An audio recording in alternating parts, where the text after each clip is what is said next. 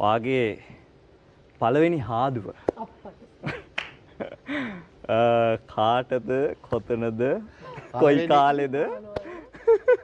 පළවෙනි හාදුව ගැන ඇහුවේ යම් ප්‍රෝග්‍රෑම් පළමු හාදුව ගැන ඇහුවේ මූණ නිකන් කෝදුව වගේ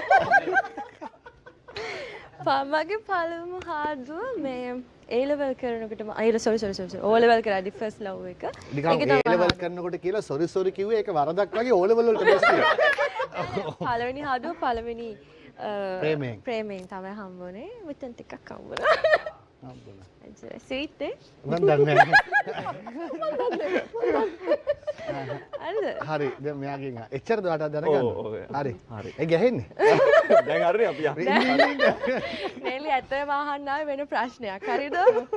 මට දැන් මගේ යාළුවත් ඉන්න හින්දා ආපස්සට පත් කරන්නත් බෑ මෙයත් මගේ යාළුවයි සහෝදරයෙක් අයත් ආපස්සට පත් කරන්න බැරි හින්දා වාගේ අහන්නේ ප්‍රශ්නේ ඒක මෙහෙමයි මං අහන්න හිටියේ වෙන එකක් හැබැයි ඒක මං චුට්ටක් ලුහුල් කරලා ලුහුල් නේද ලිහිල් කරලා ඉස්සර ලෝල් දැන් ලිහිල් අහනවා මේ ලෝකේ ඔය වැඩිපුරම ආදරය කරන 3 දෙනෙක් කිය 3 දෙනෙක් දැම්මහලු මට ඕක එක්කෙනෙක් කරන්න තිබ්බා මං යාළුවා හින්දා 3ක් කරේ හොඳේ මතක තියාගන්න ඕවා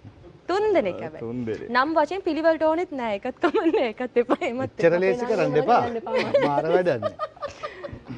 අදරගෙන 3 දෙනෙක් ඉතින් 3 දෙනෙක් 4ක් දෙන්න දෙපා 3ක් ඇති ගෙදර අය නෑ නැත්තු පුද්ගලින් 3ක් කිය තමන් ආදරය කරන 3 දෙනෙක් ගැන කියන්න කිව්වම මෙහෙම ඇයි තටමන්නේ ආයෙන මෙහෙම කියමු කොහොමද හලෝ මයික මාර ලේසි කරලා දුන්නේ 1 2 3 රශ්මි 1 2 3 ඒ කියන්නේ පළමුවත් රශ්මි දෙවෙනුවත් රශ්මි අන්න කොල්ලෝ සිව් නැත්තම් සිව් වෙනවත් මොඩ යන්නේ